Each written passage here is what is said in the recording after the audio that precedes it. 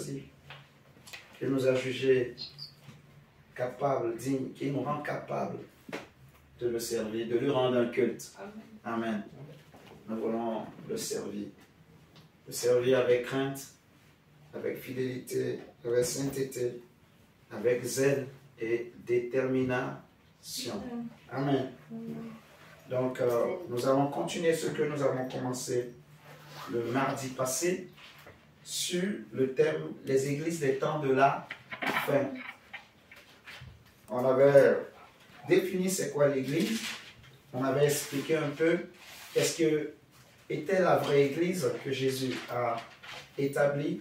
Cette église, elle est une église qui est glorieuse, qui est puissante, qui est forte, elle n'est pas faible, elle est sainte, elle est sans ride, ni rien de semblable, elle est irréprochable. Amen.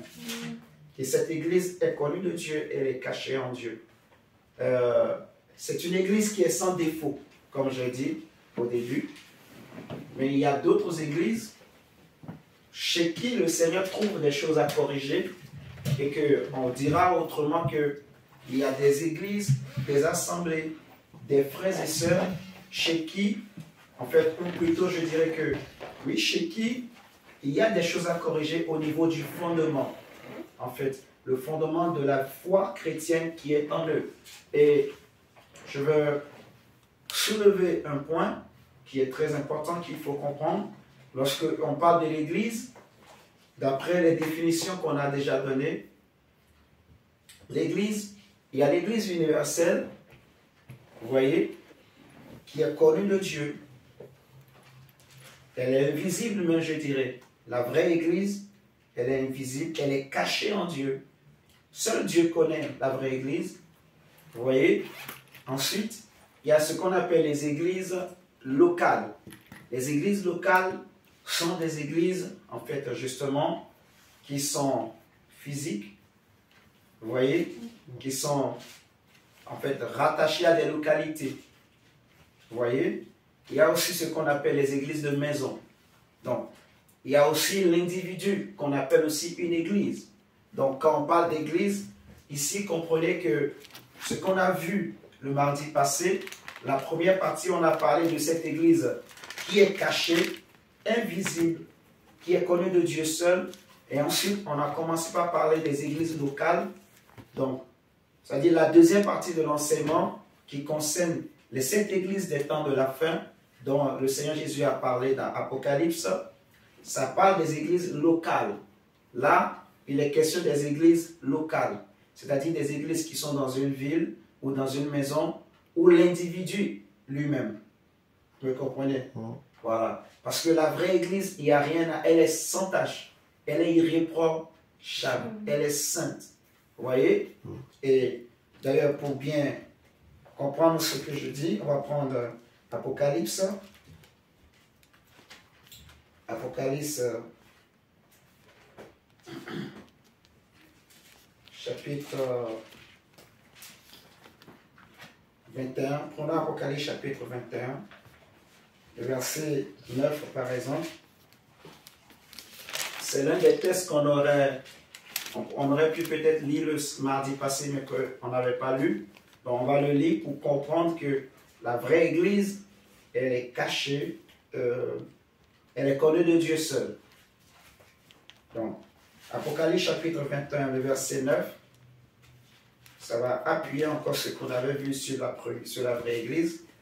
Ici, il est écrit, puis un des 7 anges qui tenait les 7 coupes remplies des 7 derniers fléaux vint, et il m'adressa la parole en disant, viens, je te montrerai qui? L'épouse. Je te montrerai l'épouse, la femme de l'agneau. Alors, lorsqu'on parle de l'épouse, la femme de l'agneau, on veut parler de l'Église. Paul a dit dans 2 Corinthiens 11 que je vous ai fiancé comme une vierge pure à un seul époux. On avait déjà donné l'enseignement sur les noces de l'agneau de Dieu. Vous voyez, on a présenté l'époux, on a parlé de l'époux du Seigneur. Amen. Amen. Ok.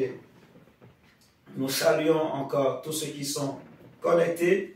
Que le Seigneur Jésus-Christ vous bénisse et que Dieu se souvienne de vous. Amen.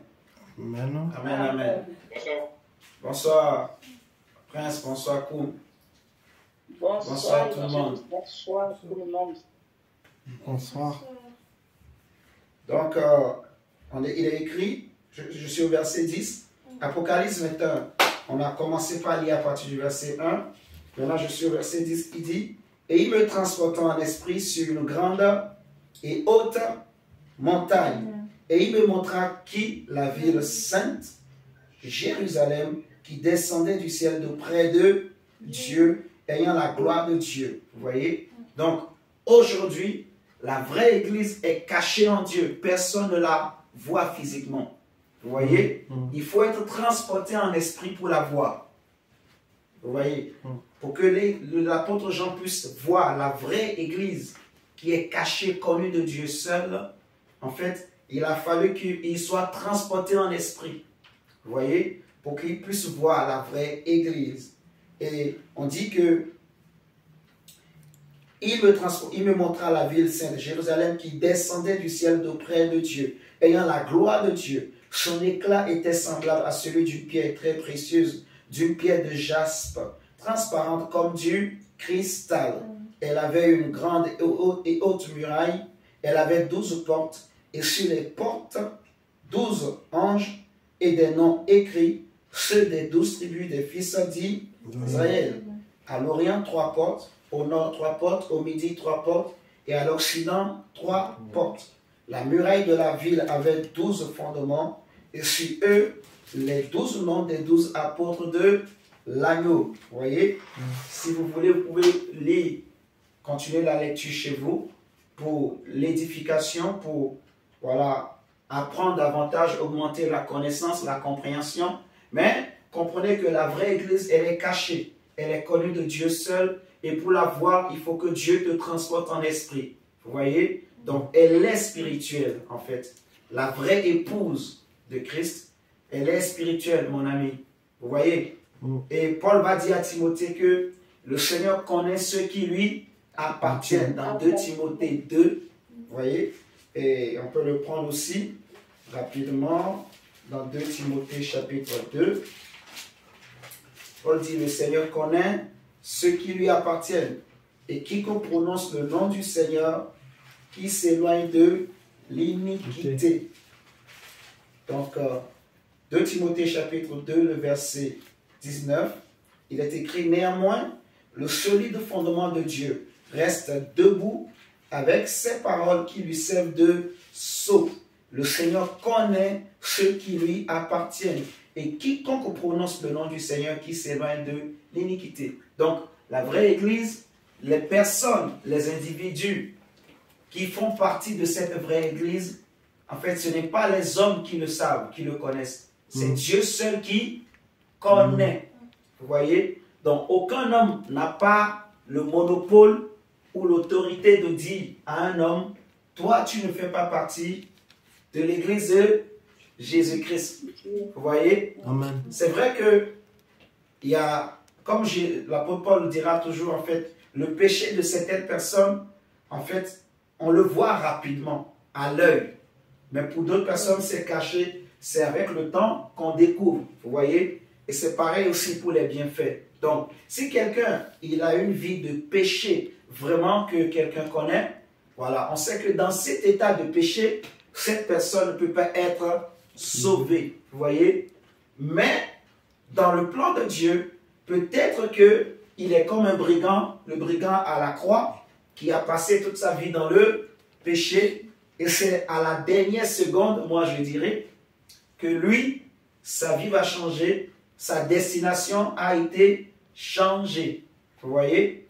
Donc, c'est possible qu'il existe encore des gens comme ça, que c'est sur leur lit d'hôpital que, justement, le Seigneur les sauve. Ça veut dire qu'ils étaient connus de Dieu et ils étaient dans le plan de Dieu pour être sauvés. C'est pour ça que, même si c'est à la dernière minute, Dieu accomplit toujours ses projets. Vous voyez? C'est-à-dire, je peux dire à quelqu'un ce soir que, même si c'est à la dernière seconde, ce que Dieu a préparé pour toi, a prévu pour ta vie, il va le faire. Amen. Vous voyez? Parce que si ce brigand à la croix on lui avait dit que toi tu serais sauvé, il n'allait jamais croire. Lui-même, il disait à son copain que toi et moi, on a vécu toute notre vie dans le péché. Et lui, le juste, tu es en train de mal parler de lui. Non, il sait que, oui, il ne s'est pas dit. Il a juste dit, souviens-toi de moi. Et il ne savait pas qu'il allait le faire aussi. Vous voyez?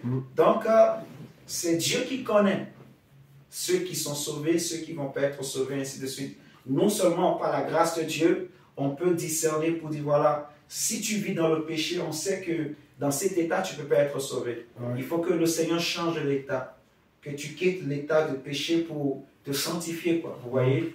Donc, le Seigneur connaît.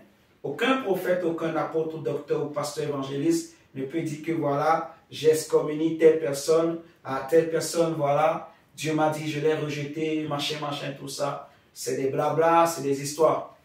Vous voyez? On ne connaît pas le lendemain de quelqu'un. Il n'y a que Dieu qui connaît. Alléluia. Donc, il faut plutôt, ce qu'il faut faire, au lieu de s'occuper de ces détails, il faut s'occuper de son propre salut. Travailler pour ne pas être rejeté soi-même, après avoir condamné les autres, après avoir prêché aux autres. Amen, vous voyez? Donc, c'est très important vraiment de bien comprendre l'objectif, le but, en fait.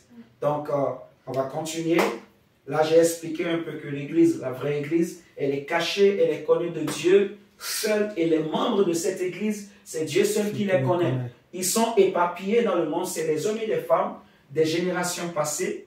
Vous voyez? Donc, quand je dis des générations passées, des temps passés, depuis que Jésus est venu, ainsi de suite. Vous voyez? Et voilà, jusqu'à la fin des temps, vous voyez, le Seigneur va continuer à ajouter. Comme on avait lu la dernière fois, il s'est acquis. Et j'avais expliqué que quand on dit acquis, là, c'est une action qui se renouvelle. Ce n'est pas seulement il a fait une seule fois et c'est fini. Par contre, la naissance, c'est une seule fois. Vous voyez?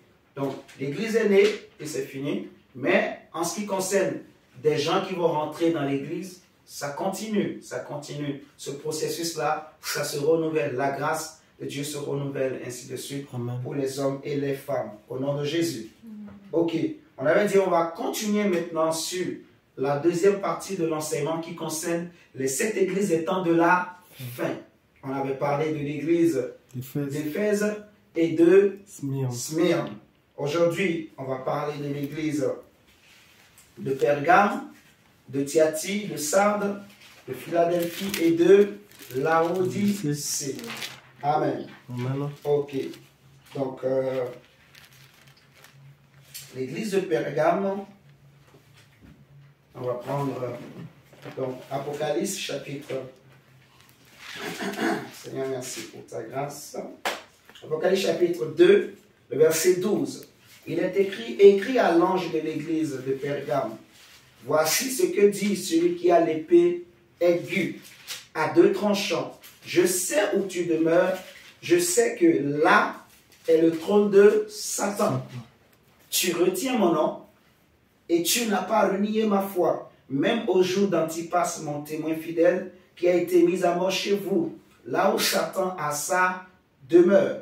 Mais j'ai quelque chose contre toi, c'est que tu as là des gens attachés à la doctrine de Balaam, qui enseignait à Balak à mettre une pierre d'achoppement devant les fils d'Israël pour qu'ils mangeassent des viandes sacrifiées aux idoles et qu'ils se livrassent à l'impudicité.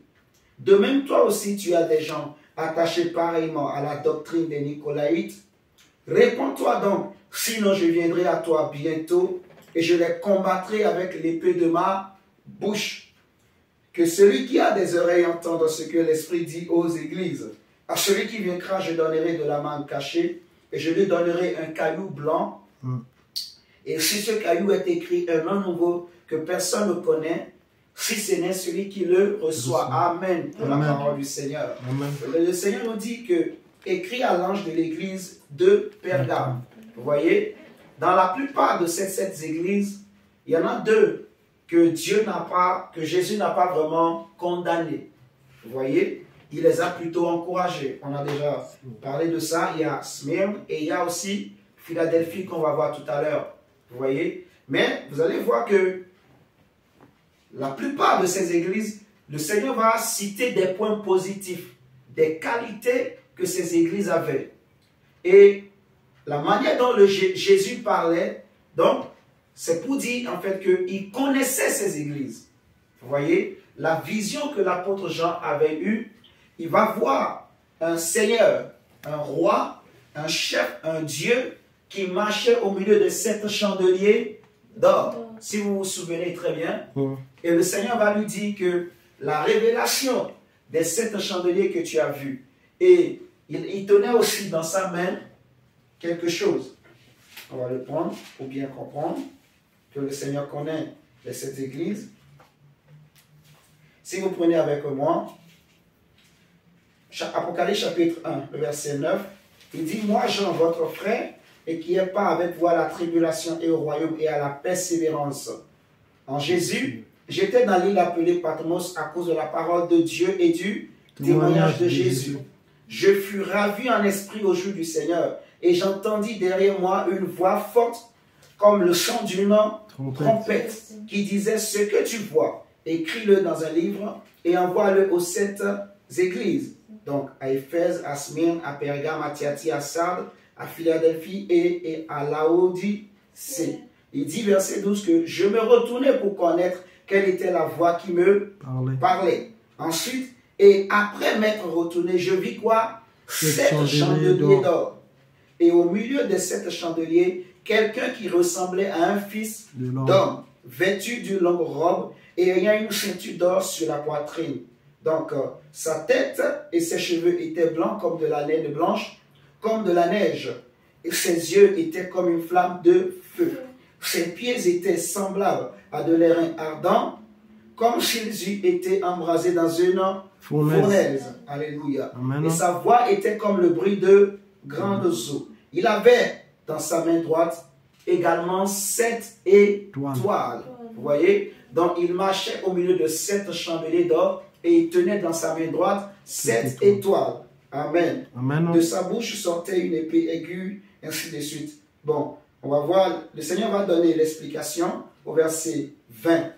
Le verset 20, il va dire, on saute, on va aller au verset 20. Il va dire que le mystère des 7 étoiles que tu as vu dans ma main droite, c'est quoi? Et des 7 chandeliers d'or. Les 7 étoiles sont les anges des 7 églises. Et les 7 chandeliers sont les 7 églises. Alléluia. Amen. Et l'apôtre Jean, il a vu un Dieu, un chef, quelqu'un qui avait l'apparence des fils des hommes, mais qui, en fait, il était un Dieu. Parce que ce qui dégageait là, aucun fils des hommes ne peut dégager ça. Vous voyez? Et il va le voir en train de marcher au milieu des 7 chandeliers. Donc, autrement dit, Jésus connaissait les 7 églises. En fait, c'est ce que j'ai voulu soulever. Ici, Jésus ne parle pas à des églises qui ne lui appartiennent pas. Il parle à des églises qu'il connaît comme étant ces églises, mais chez qui il y a des choses à travailler au niveau du fondement.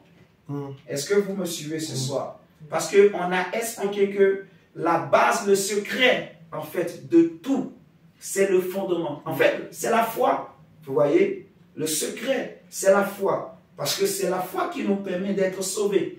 C'est la foi qui permet à quelqu'un de se sanctifier réellement. Vous voyez? Le secret, c'est la foi. Or, la foi, en réalité, ce qu'on ne nous a jamais dit, la foi, c'est les fondements. C'est le sous-bassement que tu as reçu. Vous voyez? Et c'est la qualité de ce sous-bassement-là. Parce que Jésus a dit, on avait vu dimanche, que celui qui écoute ma parole et qui le met en pratique, il est semblable à un homme qui a creusé et posé le sous-bassement. Vous voyez? Il y en a qui ont bâti leur maison sur du sable. On a expliqué un peu en long et en large qu'est-ce que cela signifie. Il y en a qui ont bâti le sous-bassement sur le roc.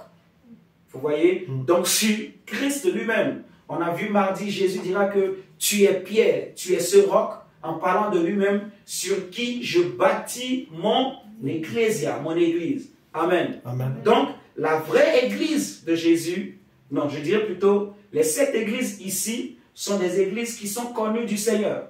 Est-ce que vous me suivez ce soir?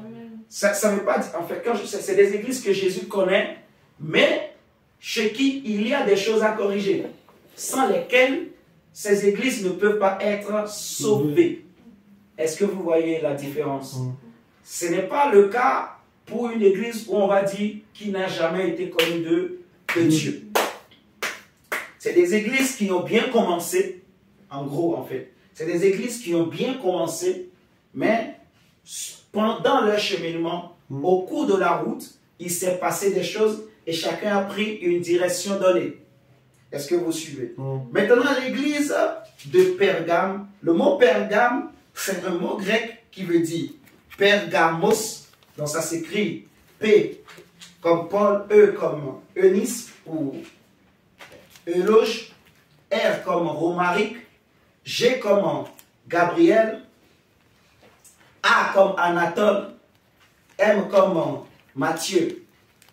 Pour les gens qui ont étudié, qui aiment bien la lecture, comme le dit Karen. O comme Olivier, comme ma femme, les câbles, les danciens, les cours, tout ça. C'est eux qui aiment étudier. Qui aiment étudier. Prince. Donc, O comme Olivier, S comme Sophie. Saturnin ou Sophie. Donc, Pergamos. Et ça veut dire en fait hauteur, élévation. Vous voyez? C'était une ville qui était célèbre en fait parce que dans la ville, en fait la ville était célèbre pour deux raisons surtout. Premièrement, il y avait dans la ville un temple pour un dieu qu'on appelle le dieu de la médecine. Vous voyez le logo de la médecine là, où il y a un serpent autour d'une sorte d'épée là. C'est le dieu de la médecine. Et cette ville-là, c'était une ville qui était connue pour ce temple-là. C'est en train de bugger en direct. Ça va?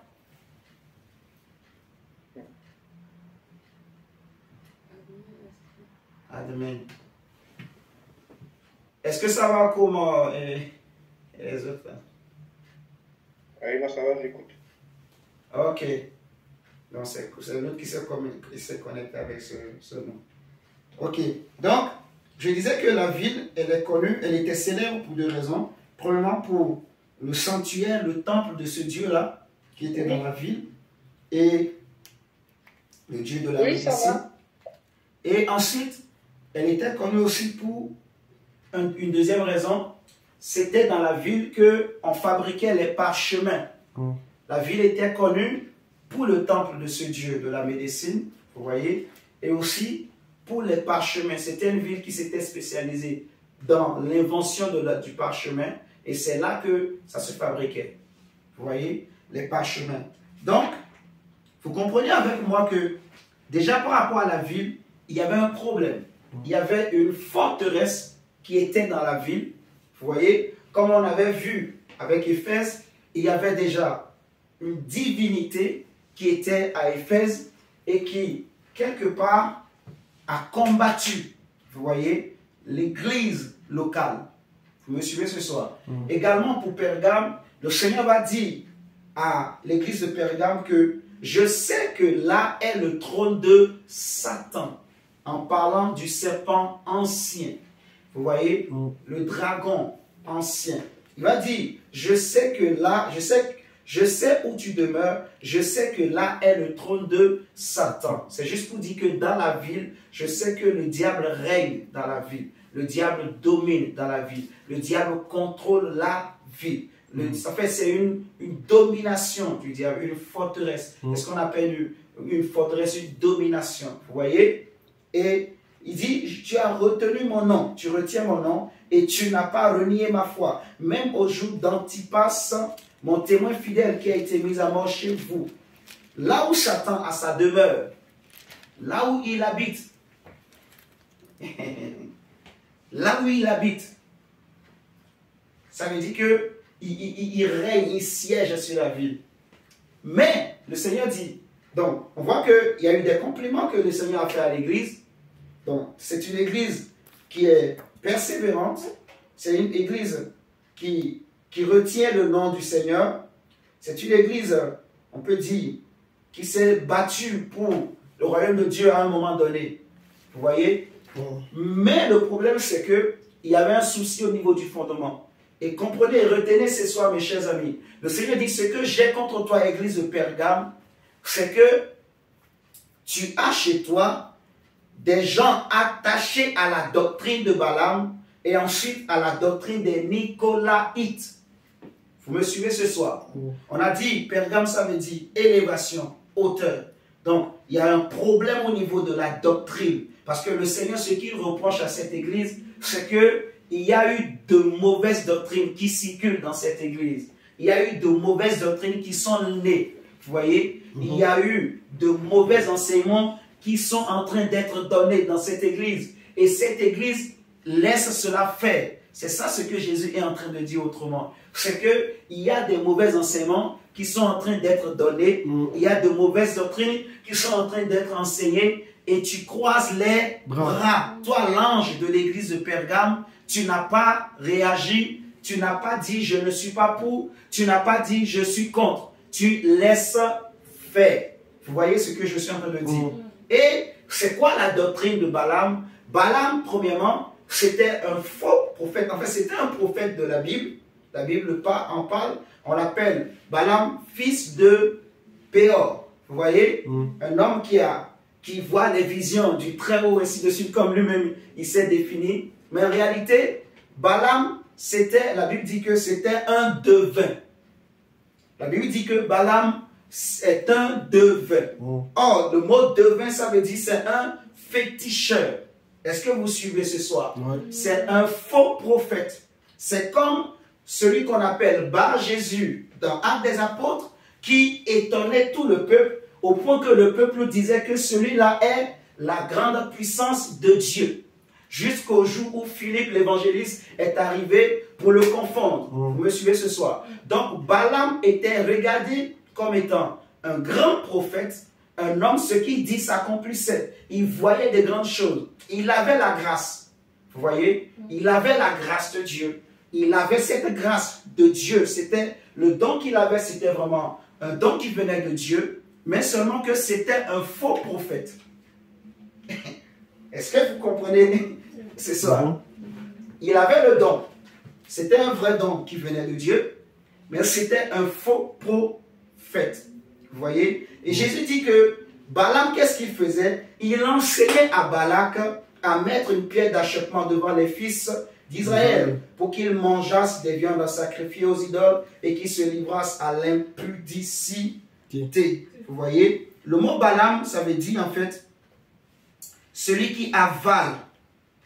Vous voyez? Celui qui avale, ça veut dire en fait le dévoreur. Ça veut dire, ouais, voilà, celui qui avale, le dévoreur, celui qui détruit. Comprenez très bien. Balaam, ça veut dire en fait celui qui dévore, en fait. Celui qui avale, celui qui dévore, celui qui avale, celui qui détruit. Il détruit quoi? Le temple, en fait. Il détruit le temple de Dieu. Il avale. Il avale qui? Il avale le peuple. Il dévore qui? Il dévore le peuple. C'est très important, mon frère, ma soeur, de comprendre ces définitions, de les retenir. Donc, Balaam, c'est le type de faux prophète qui dévore les chrétiens, qui dévore les enfants de Dieu, qui les avale, qui se nourrit des enfants de Dieu, qui vient sucer les enfants de Dieu, en fait. C'est le type de faux prophète donc, qui vient justement pour manipuler les enfants de Dieu, les utiliser comme des vaches à lait qu'il faut traire. C'est le type de faux prophètes qui viennent justement avec des enseignements, des doctrines, justement, pour séduire la vraie église, le vrai enfant de Dieu. Et regardez, Jésus dit, il a enseigné à Balak à mettre des pierres d'achoppement devant les enfants d'Israël pour qu'ils mangeassent des viandes sacrifiées aux idoles et qu'ils se livrassent à l'impudicité, à l'adultère. Vous voyez, Balaam, c'était un faux prophète qui était ami de l'argent. À cause de l'argent, il va vendre sa grâce, vous voyez, tellement qu'il aimait l'argent. Ce que Dieu lui a dit de ne pas faire, lui va le faire. Parce que l'amour de l'argent avait rempli son cœur. Vous voyez? Donc, il aime tellement l'argent, donc il veut profiter du peuple. Il veut s'enrichir derrière le peuple. C'est le type des hommes de Dieu aujourd'hui, en fait, qui veulent utiliser le ministère, qui veulent utiliser le don de Dieu, qui veulent utiliser l'Église pour s'enrichir. Amen. Est-ce que vous êtes en train de comprendre? Amen. C'est le type de prédicateur aujourd'hui qui veut utiliser les dons. Il y en a, peut-être que tu as le don de prédication. Si tu le fais, il va se faire. Il faut le laisser comme ça. Je mets déjà en position. Ah, tu mets déjà en position. Ouais. Dès que je vais appuyer là. Ça va se couper. D'accord. Donc, Balaam, c'est le type de prédicateur, type de chrétien, en fait, qui utilise le don que Dieu lui a donné pour chercher à manipuler les autres chrétiens derrière. Donc, je donne un exemple. Il a un don de prophétie. Donc, il va utiliser ça pour chercher à vous manipuler, vous impressionner. Donc, pour que je prophétise sur toi, il faut que tu me donnes de l'argent. Il est capable, en fait, l'esprit de Balaam, quand quelqu'un est possédé, est manipulé par l'esprit de Balaam, il est capable de te donner de fausses prophéties juste pour que tu lui donnes de l'argent. Vous voyez? Lui, ce qui l'intéresse, c'est ta poche. Et la Bible dit qu'il va enseigner à Balak, vous voyez, à mettre des pieds d'achoppement devant les enfants d'Israël. Donc, il court derrière l'argent, ça c'est un. Deuxièmement également, il pousse les chrétiens justement à l'impudicité. Donc, il est prêt, même si la fille ou le fils de Dieu est en train de vivre dans le péché, il n'est pas là pour lui dire « abandonne le péché ». Non. Au contraire, si ton péché lui rapporte de l'argent, il va t'épauler. Vas-y. Vous voyez? C'est comme ça qu'on voit dans le monde, mes chers amis, des pasteurs qui encouragent la prostitution, qui encouragent ce qu'on appelle comment on appelle?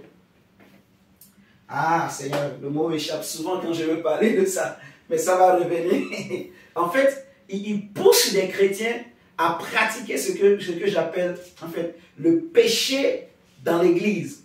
Le péché dans l'église. C'est-à-dire des pasteurs qui couchent avec des sœurs, qui vont avec des sœurs qui vont avec des frères qui vont avec des frères dans l'église. C'est la saleté, c'est les bêtises, vous voyez, dans l'église de Jésus-Christ, dans l'église locale. Vous voyez, il pousse les chrétiens justement à pécher parce que lui-même, le pasteur, lui-même le responsable, il vit dans le péché. Vous voyez, il vit dans la masturbation, il vit dans le mensonge, il vit dans les envies. Vous voyez, Balaam, l'esprit de Balaam, c'est un esprit qui vient pour dévorer. Il vient pour s'enrichir derrière ta poche. Vous voyez, il veut devenir riche. Il appelle l'argent. Il appelle l'argent. Mes chers amis, il faut donner pour l'œuvre de Dieu. On est d'accord? Il faut beaucoup donner d'ailleurs pour l'œuvre de Dieu, pour soutenir l'œuvre de Dieu. Vous voyez? Mais on ne peut pas utiliser le nom de Jésus pour chercher à s'enrichir derrière le dos des autres.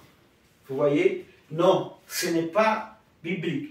Ce n'est pas ce que Jésus veut.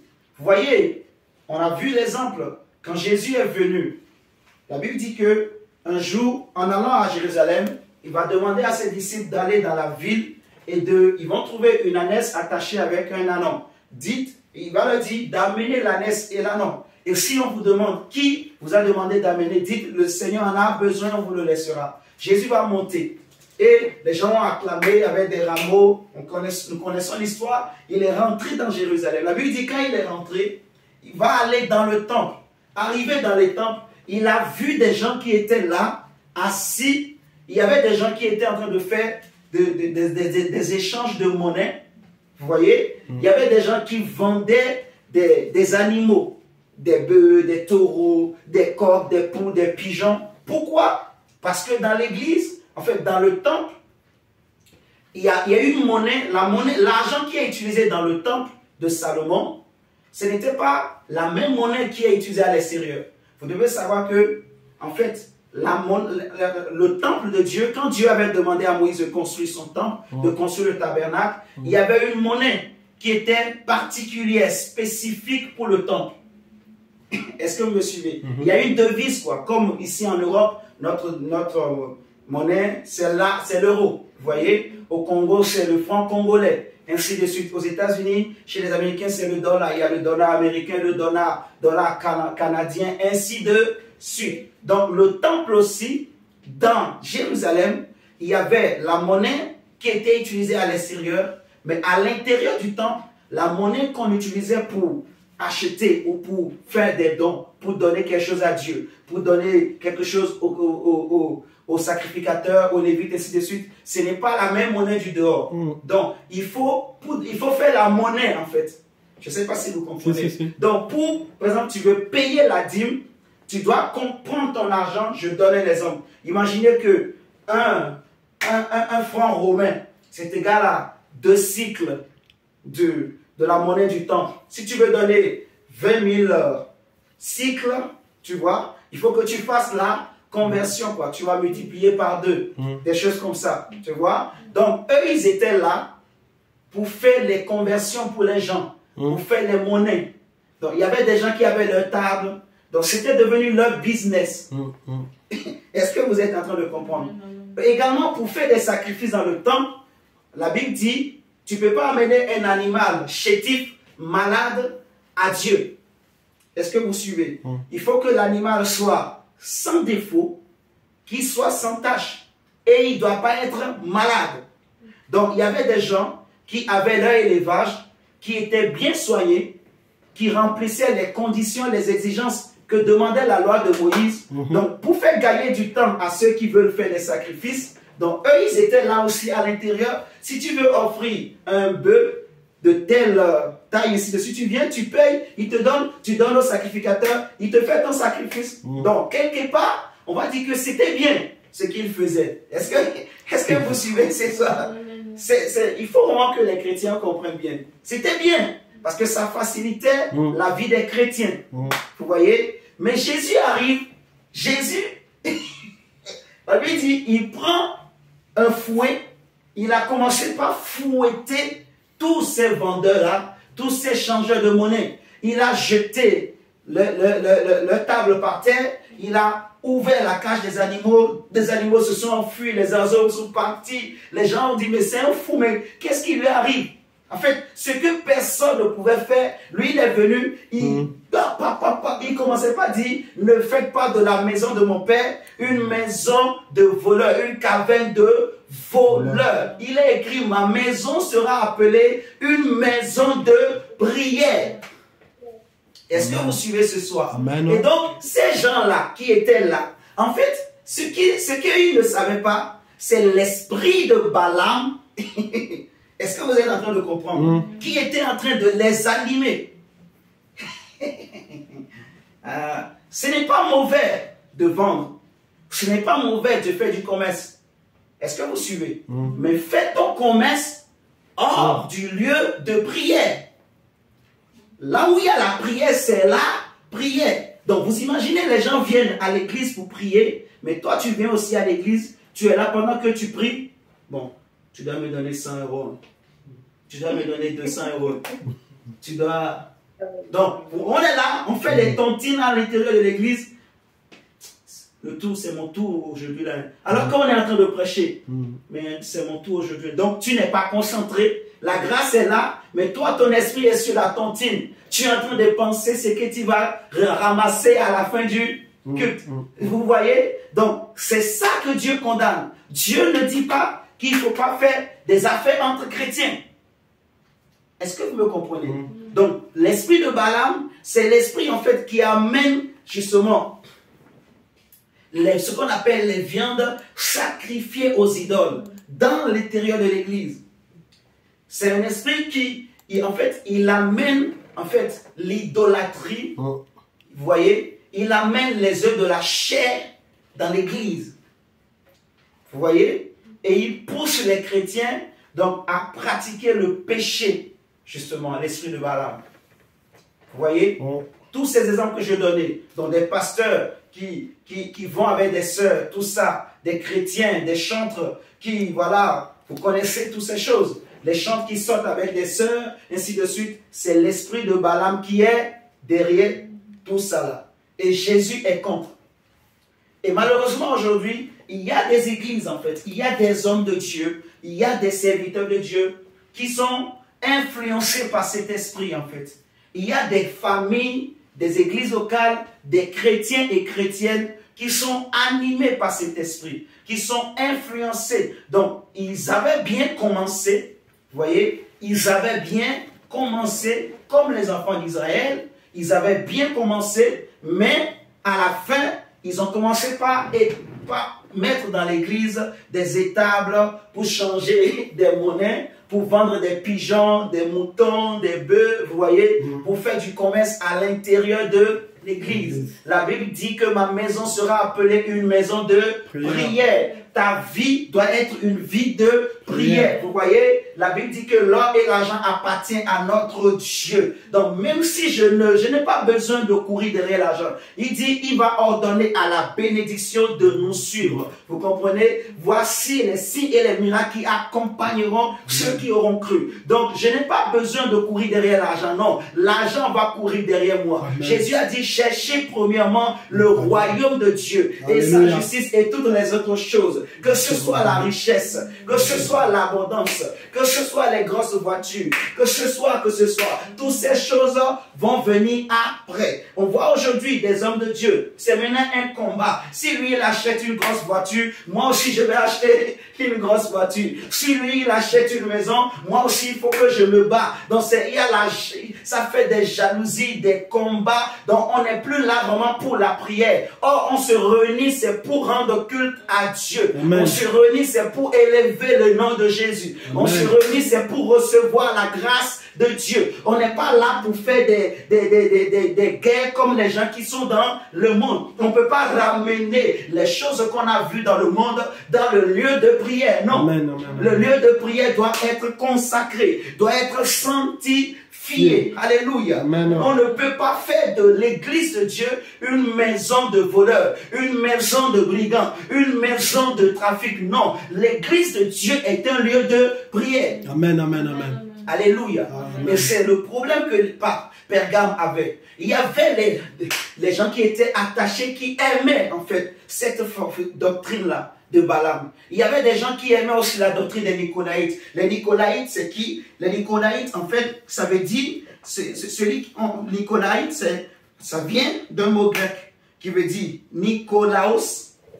Nicolaos. Mon Dieu, il y a quelle heure là, s'il te plaît? Ah, sur l'ordinateur. Dis-moi bien ça. Pour celui-là, des fois, ça me trompe. Il est 9h52. 19h52. Ouais. Ok. Merci. Donc, Nicolaïte, ça vient du mot grec qui veut dire Nikolaos, donc N-I-K-O-L-A-O-S, Nikolaos, qui veut dire victorieux du peuple. Ça veut dire aussi celui qui détruit le peuple. Vous voyez? Celui qui détruit le peuple. Nicolaïte. Donc, victorieux du peuple qui détruit le peuple. C'était ce qu'on appelle les prosélytes. C'était un prosélyte d'Antioche. Nicolas, là, c'était un homme qui, on peut dire en quelque sorte, avait déserté, qui avait commencé par enseigner de fausses doctrines. Et la doctrine qu'il enseignait était proche de la doctrine de Balaam. En fait, qu'est-ce que lui disait? Il disait aux chrétiens, en fait, il les enseignait qu'à cause de la liberté que nous avons en Jésus, parce que la Bible dit que, en fait, c'est pour la liberté que Christ vous a affranchi. Donc, on est libre en Jésus, vous comprenez? Là où il y a l'Esprit du Seigneur, il y a la liberté. Donc lui s'appuyait sur ça pour dire que comme on a la liberté, on peut vivre dans le péché comme on veut.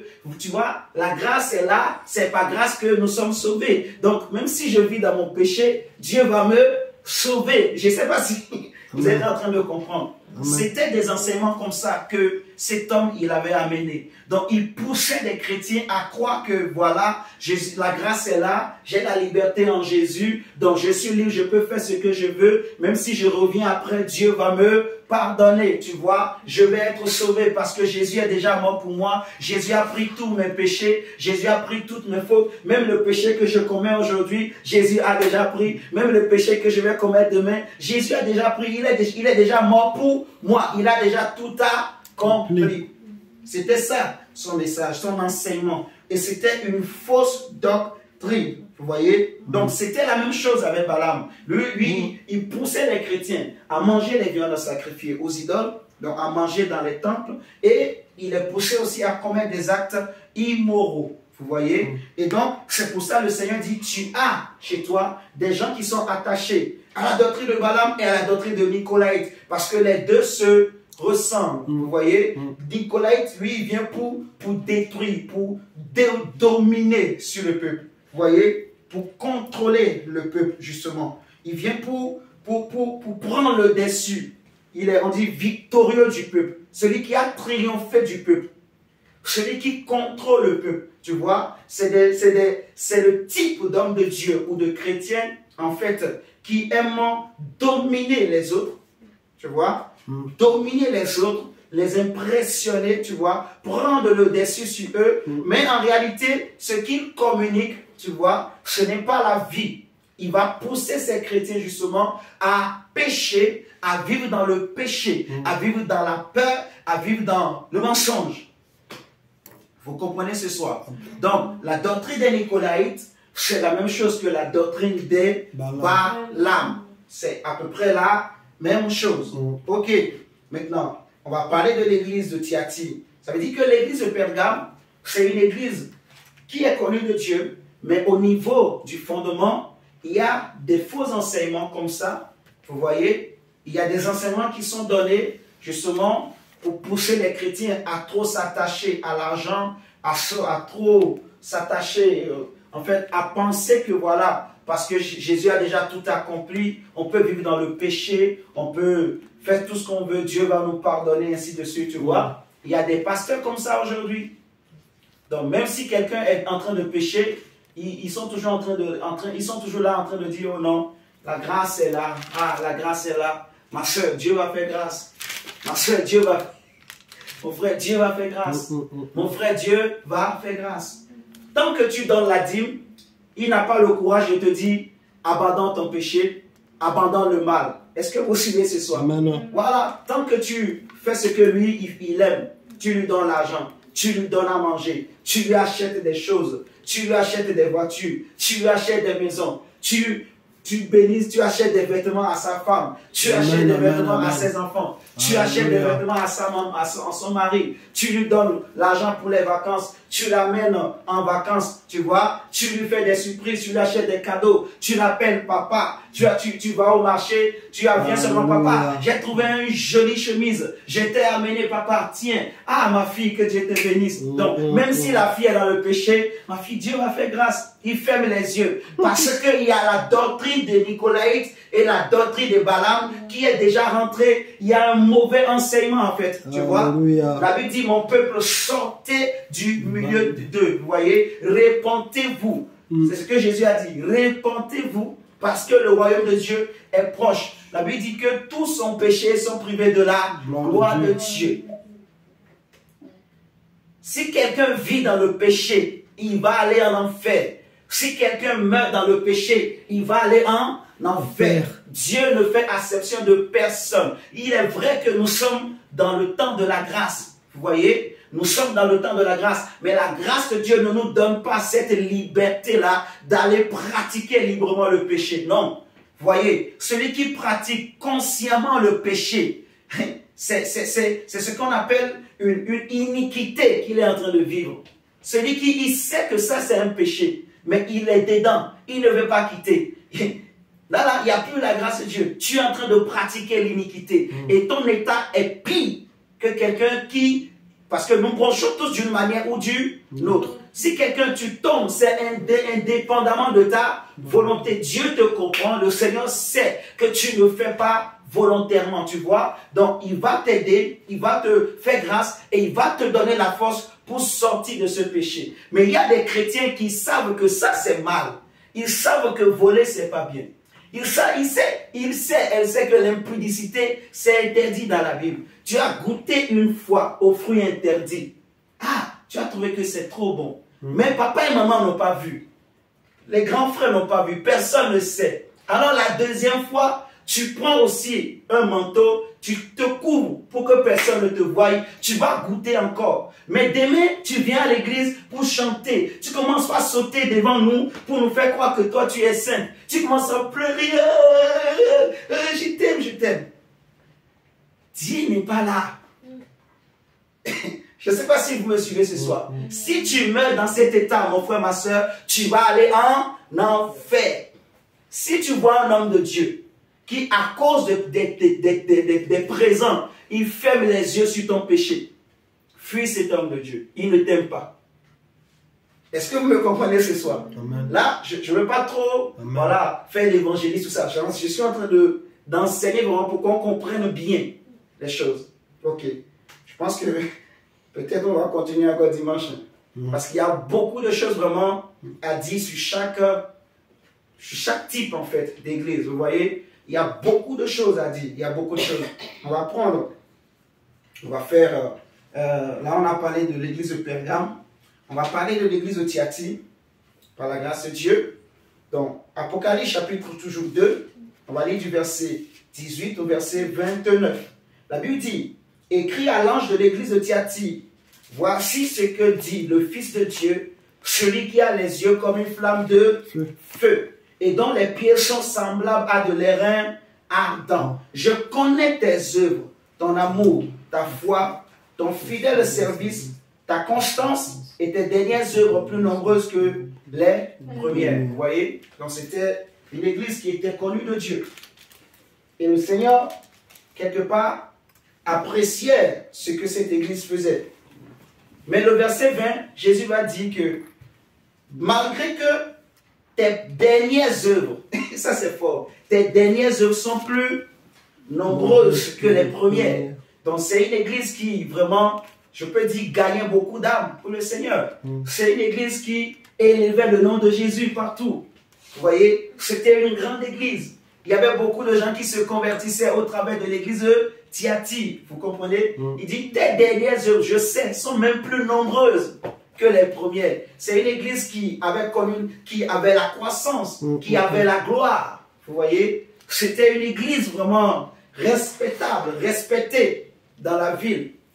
Malheureusement, le Seigneur dit, et c'est ça qui est vraiment fort avec Jésus, même si tu donnes beaucoup d'argent à l'église, même si tu chantes plus que tout le monde, même si quand toi tu prêches, les chaises sautent, tout ça, Dieu, il ne va pas avoir mal aux yeux, ou mal à sa bouche, ou à sa langue, pour te dire, petit, je sais que tu chantes bien, tu m'élèves bien, mais abandonne ces mensonges, petit. Donc, je me dis, frère, je vais nous dire quelque chose.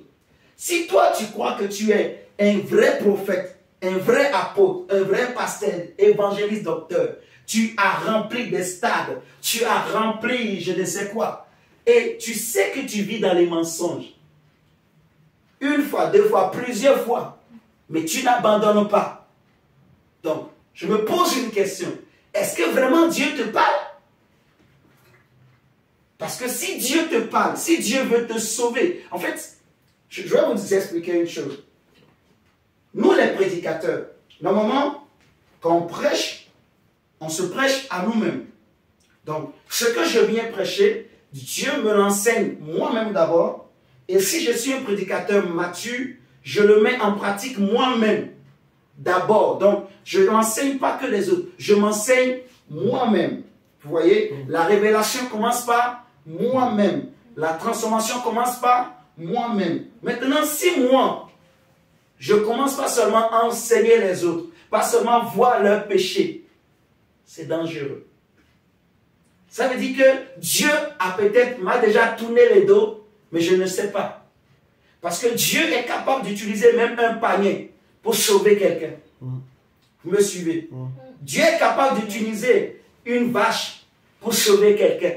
Mais la vache ne va pas être sauvée. Je ne sais pas si vous comprenez le mystère. Dieu est capable d'utiliser un fou, je ne sais pas, même un bois.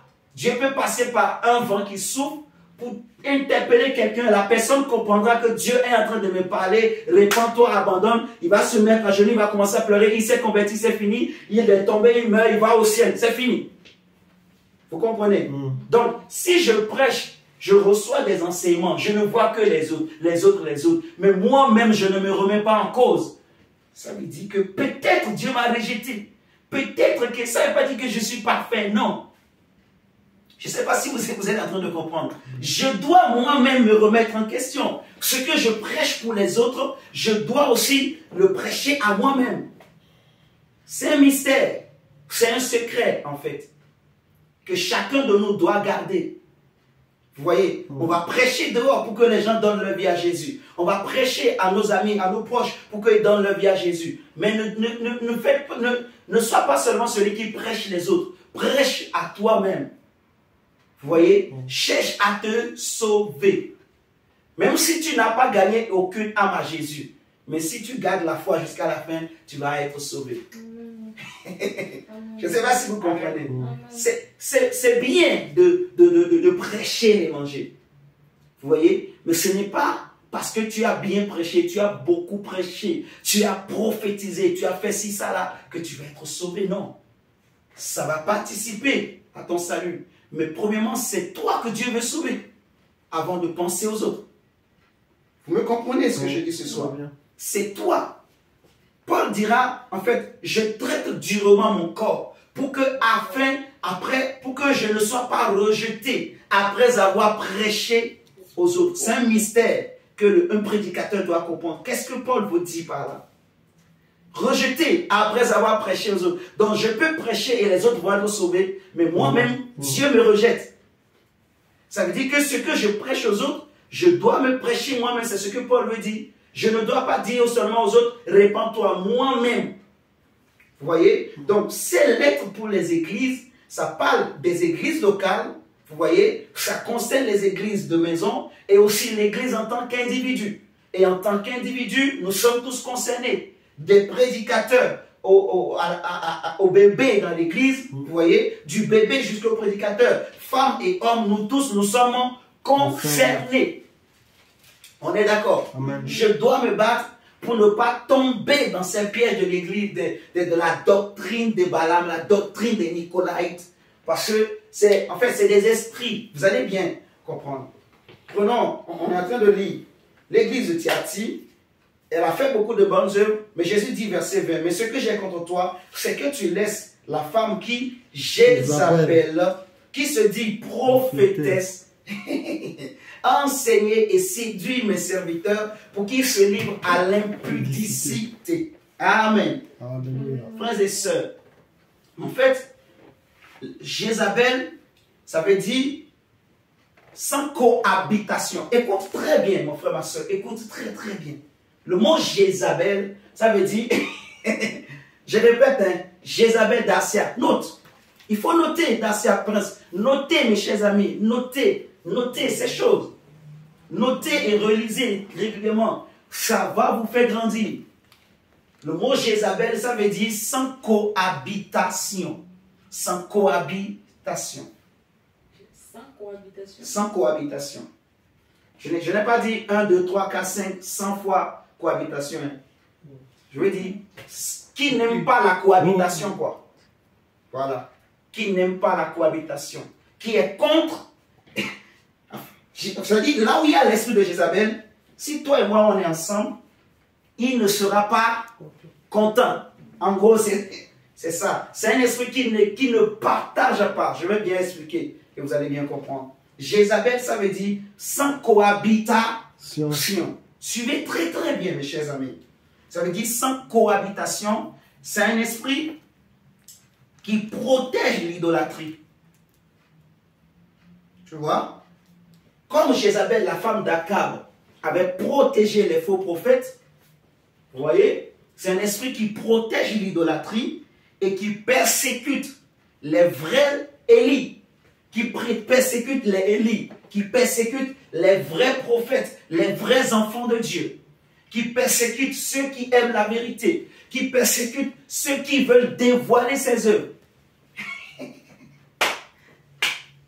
Mon frère, ma soeur, mon frère, ça dit que, écoute-moi très bien, Jézabel, c'est un esprit aujourd'hui, là où il y a les vrais enfants de Dieu, quand cet esprit arrive, il va chercher justement à tout faire pour que ces vrais enfants de Dieu-là quittent. Est-ce que vous me suivez ce soir? C'est un esprit qui n'aime pas la cohabitation, qui n'aime pas l'unité. Donc, quand il y a un esprit de Jézabel dans une assemblée, cet esprit va tout faire pour toujours amener les séparations, amener les divisions, amener toujours que les gens quittent, que les gens partent. Cet esprit va toujours amener que les gens s'en aillent parce que Jézabel n'aime pas la cohabitation, en fait. Donc, si il y a cet esprit-là, en fait, je vais le dire autrement. Je vais prêcher la parole de Dieu, mes chers amis. S'il y a un prédicateur qui a un esprit de Jézabel dans sa vie, derrière sa vie, c'est que dans cette église, en fait, il y aura des incompréhensions, des gens ne peuvent pas rester comme ça, il y aura toujours, vous voyez, on peut beau prier, chasser, mais si Jézabel est là, tôt ou tard, ça mène toujours des incompréhensions, parce que cet esprit n'aime pas la cohabitation. Vous voyez, Jézabel, au temps d'Akab, il a tué tous les vrais prophètes. En fait, il n'aime pas la cohabitation dans quel sens? En fait, il n'aime pas qu'il y ait les vrais et les faux. Quand l'esprit de Jézabel arrive quelque part, il va persécuter les vrais jusqu'à ce qu'ils s'en aillent. Soit il les tue, tu vois, et comme ça ils vont devenir comme des tomates. Vous voyez? Soit il les chasse. Donc, comme au temps d'Akab, il a tué tous les vrais prophètes, sauf ceux qui ont été cachés. Vous voyez? Et même Élie, le grand prophète, quand Jézabel s'est mise en colère, Élie a fui pour sauver sa vie.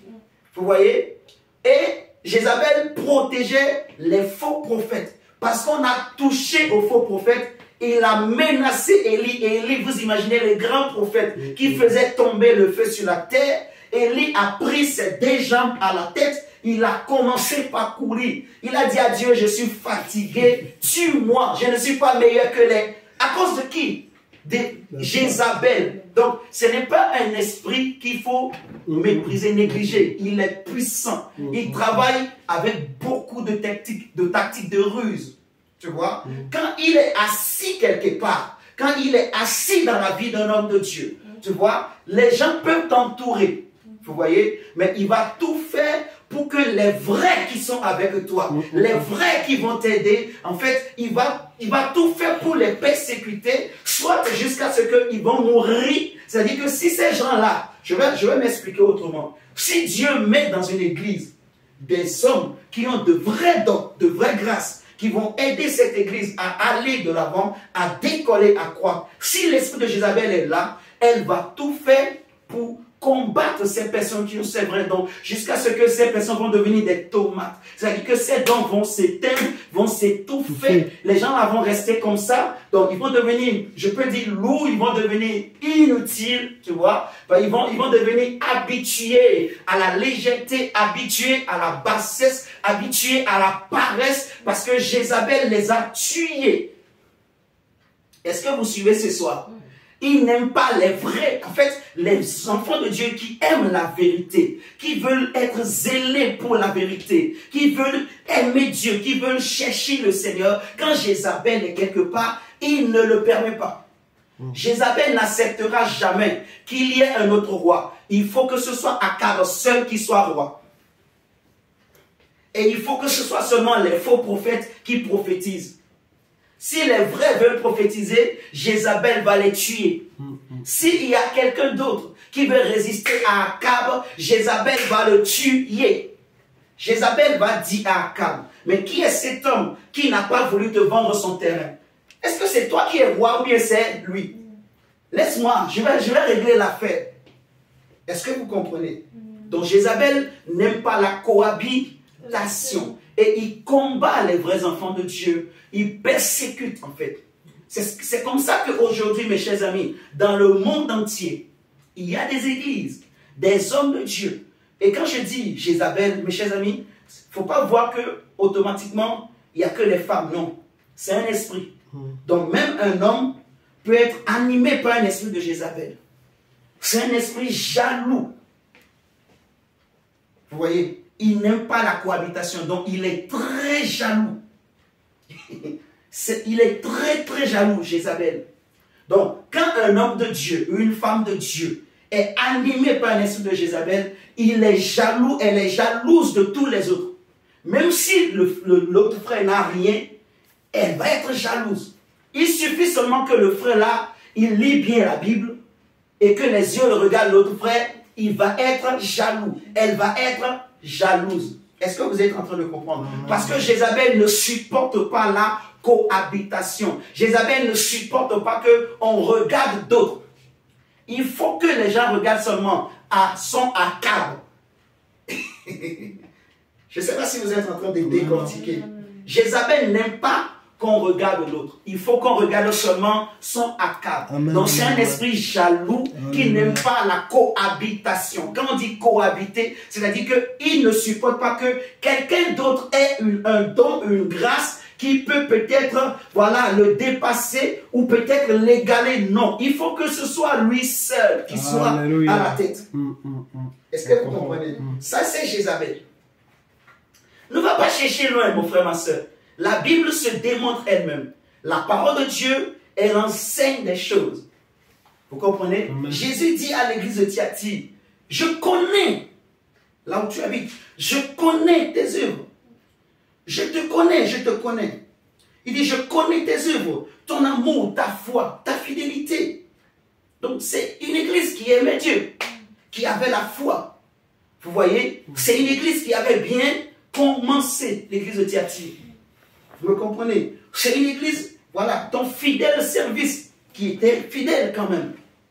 Vous voyez? Dieu dit, je connais. Il dit, ta constance et tes dernières œuvres plus nombreuses que les premières. Mais ce que j'ai contre toi, c'est que tu laisses cette femme. Donc tu laisses cet esprit vous manipuler. Tu laisses cet esprit agir facilement. Et tu ne discèles pas. Tu ne t'opposes pas. Tu ne l'arrêtes pas. Toi-même tu participes à ses œuvres. Toi-même tu adhères à ses œuvres. Toi-même tu encourages ses œuvres. Tu ne comprends rien. L'ange de Thyatire. Vous êtes en train de comprendre. Donc il y a des églises comme ça aujourd'hui, des églises locales. Il y a des chrétiens qui sont animés.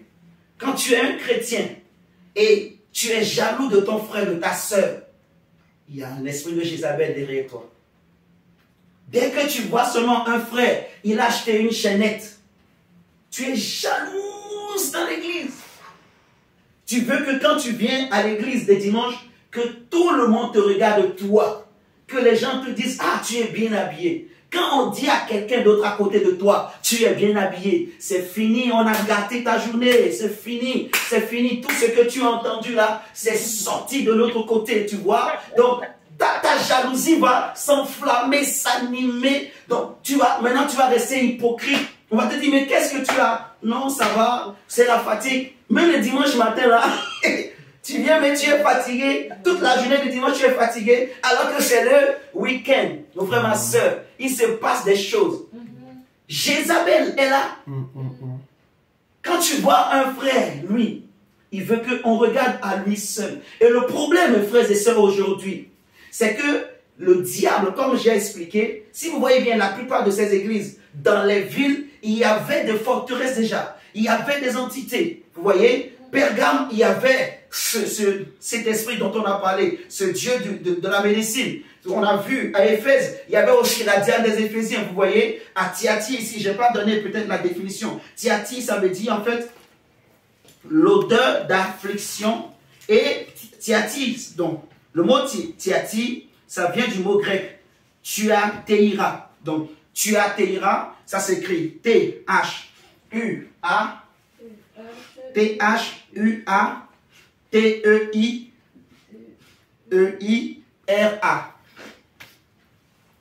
Et ça veut dire odeur d'affliction.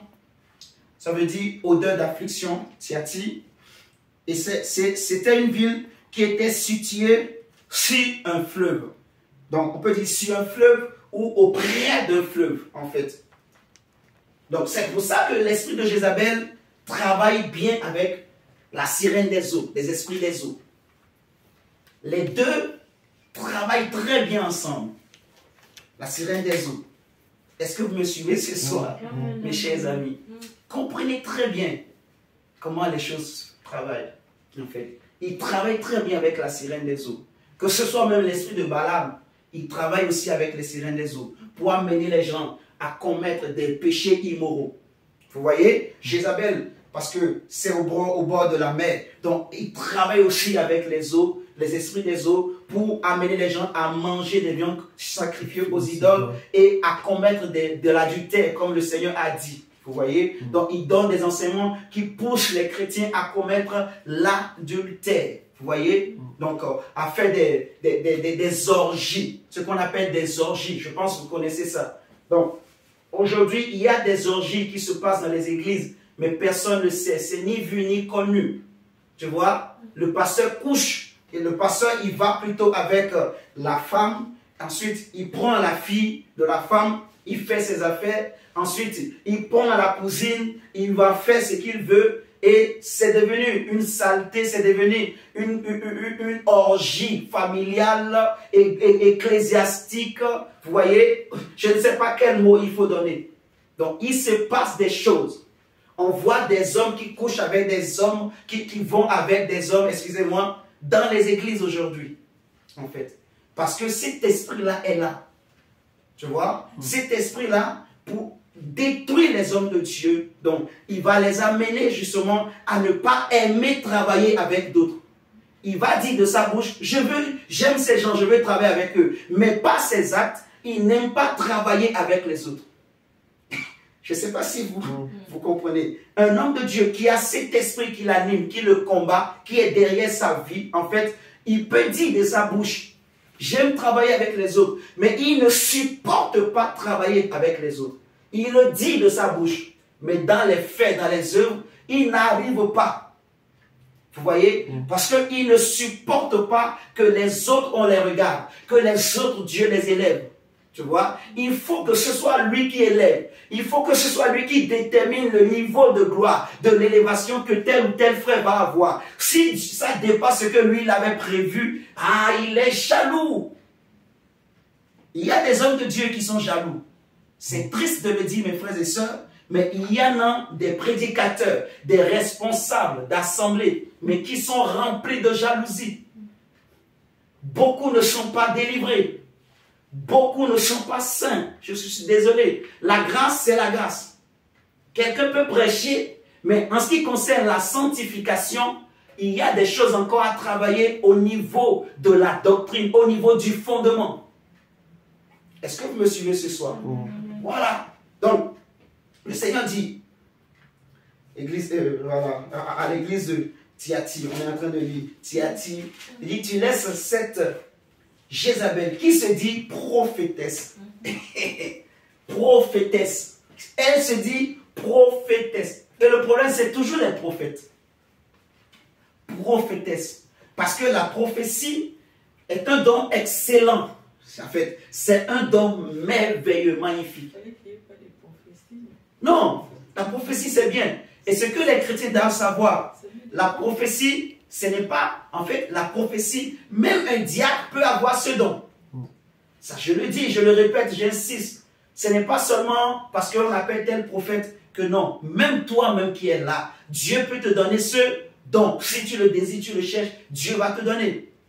Vous comprenez? Et en fait, les gens aiment les gens qui leur racontent leur avenir. C'est ça le problème des hommes, des chrétiens, des hommes en général. Ils aiment les choses mystérieuses. Donc, quelqu'un qui te dit, je vois, tu as porté un collant noir, tu as dormi hier à 3 h du matin. Quand tu étais petit, tu tombais souvent dans l'eau. Tu avais rencontré une fille un jour, tu lui as donné un bonbon et la fille a disparu. Les gens aiment tu vois, les gens aiment ça en fait. Donc, il y a des hommes de Dieu aujourd'hui qui créent des choses. Dieu ne lui a rien dit, mais il crée juste pour qu'on sache qu'il est prophète. Pour impressionner les gens. Mes chers amis, il se passe des choses. Que Dieu seulement ait pitié. Vous voyez ce que je dis? Et le problème, c'est cet esprit, en fait, qui est en train de fatiguer beaucoup de nos frères et sœurs dans le monde. Qui fatigue les chrétiens, en fait. Vous voyez, comme on avait lu, Paul va dire aux chrétiens que je sais qu'après mon départ, il va s'introduire. L'apôtre Pierre va dire, de même qu'il y a eu de faux prophètes parmi le peuple dans le passé, vous aussi parmi vous, il y aura des faux prophètes. Le diable va susciter des faux. Il y aura, à côté du blé, il y aura aussi l'ivraie. Vous voyez? Et le diable est très organisé. Son royaume est vraiment organisé. Il sait comment faire pour faire tomber un homme de Dieu. Il sait. Il sait comment il peut faire, en fait. S'il n'arrive pas à t'avoir au niveau de l'adultère, il sait comment il va faire. Tu vois? Pousser Jézabel pour te pousser toi-même à te séparer de... La Bible dit, il n'est pas bon que l'homme soit seul. On va lui faire une aide semblable. Donc, il n'est pas bon aussi que quelqu'un dirige seul un ministère. D'ailleurs, déjà, la Bible dit que l'église, c'est les anciens qui conduisent. Dieu peut passer par un ministère. Pour commencer, on enseigne, on forme et on établit des anciens qui vont diriger. Mais toi-même, un homme de Dieu, tu commences par casser. Tu passes ton temps, tu casses. En fait, celui qui sème le vent, il finira par récolter. La Bible dit, en fait, ce qu'un homme aura semé, je veux le dire bibliquement, ce qu'un homme aura semé, il le récoltera. Ce que tu sèmes, même si c'est dans la cachette, même si c'est dans le secret, dans ta chambre à coucher, tu penses que personne ne te voit. Mais tout ce que tu es en train de dire, la manière dont tu parles de ces hommes de Dieu, de ces enfants que Dieu a placés devant toi, sache qu'il y a ce qu'on appelle les oiseaux, les oiseaux ailés. La Bible appelle, il y a les oiseaux ailés. Ce que tu dis, aucun homme n'entend, mais il y a un esprit ailé qui a entendu. Le vent l'a emporté, le ciel a entendu. Et comme Jésus est le témoin fidèle et véritable, qui rend à chacun selon ses œuvres, ce que tu as dit de ta bouche, Dieu va l'accomplir. Dieu va l'accomplir. Cet esprit, mes chers amis, on ne joue pas avec le ciel. On ne joue pas avec la parole de Dieu. Dieu est puissant, mes frères et sœurs. Les choses de Dieu, on ne joue pas. On ne joue pas, frères et sœurs. On ne joue pas. Ne nous séduisons pas, ne nous manipulons. Non, on ne joue pas avec les choses de Dieu. Mes frères et sœurs, la spiritualité existe. Je dis à quelqu'un ce soir, la spiritualité existe. La spiritualité existe. Et nous sommes des hommes et des femmes spirituels. Tu es une femme spirituelle. Je suis un homme spirituel. Alléluia. Amen. Et Dieu va t'amener à comprendre que la spiritualité existe. Il y a des choses que nous pouvons faire. Mais tu vas voir comment Dieu, en fait, tu dis physiquement comme ça, mais Dieu prend et il accomplit. Tu vas voir, mon frère, ma soeur, les choses que nous sommes en train de dire, ça va te donner une statue. Ça va te donner une posture. Ça va te donner une position dans le monde spirituel. Ça va te donner une attitude, un comportement. Ça va te rendre fort. Parce que l'église de Jésus est forte. Tu dois être capable de résister à l'esprit de Jézabel. Tu dois être capable de détecter quel est l'esprit qui est en train de te combattre, tu dois être capable de savoir est-ce que c'est Jézabel ou Balaam ou Balak ou je ne sais pas, Nicolas. Tu dois être capable de le discerner. En tant que chrétien, en tant que chrétienne. Est-ce que vous comprenez ce soir? Amen. Oui, mes chers amis. On est en train de parler des églises des temps de la fin. C'est-à-dire ce qui est en train de combattre les églises aujourd'hui dans le monde. Ce qui combat les églises des temps de la fin aujourd'hui. C'est ça, en fait. Vous comprenez? Donc, on va s'arrêter là, sur l'église de Thyatire. Ce soir, le Seigneur dit, je ferai mourir de mort ces enfants, verset 23. Et toutes les églises connaîtront que je suis celui qui sonde les cœurs et les reins. Et je vous rendrai à chacun selon vos œuvres. Vous voyez, à vous tous, à vous, à tous les autres de Thyatire, qui ne reçoivent pas cette doctrine et qui n'ont pas connu quoi? Les profondeurs de Satan. Vous voyez? Il dit, comme il les appelle, je vous dis, je ne mets pas sur vous d'autres fardeaux, seulement ce que vous avez, retenez-le. C'est-à-dire que au milieu de ce cafouillage, de cette cacophonie, il y a des hommes et des femmes quand même qui ont gardé leur robe blanche. Vous voyez, comme même à Pergame, il y avait des chrétiens quand même qui ont fait la différence. Il y avait des chrétiennes qui ont fait la différence. Vous voyez, et ma prière ce soir que voilà, que toi et moi, nous soyons de ceux-là dans notre génération qui font la différence, qui feront la différence. Alléluia. Que Dieu te mette dans le camp de ceux que lui-même il va conserver. Alléluia. De ce que, voilà, il a dit, ne touchez pas à l'huile et au vin. Je prie que l'huile de Dieu soit dans ta vie. Comme on avait déjà prêché sur le vin nouveau, que le vin de Dieu te garde. Que la grâce de Dieu garde ta foi, garde ta famille, ta maison. Que le Seigneur lui-même restaure le fondement qui est en toi. Que lui-même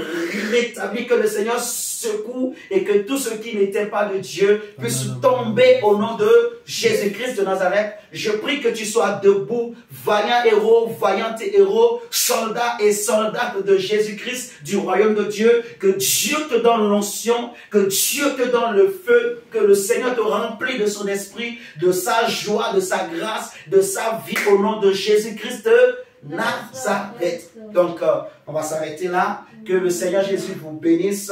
Soyez bénis, soyez bénis, soyez bénis. Que Dieu nous bénisse, qui se souvient de nous au nom de Jésus. Amen. Amen. Amen.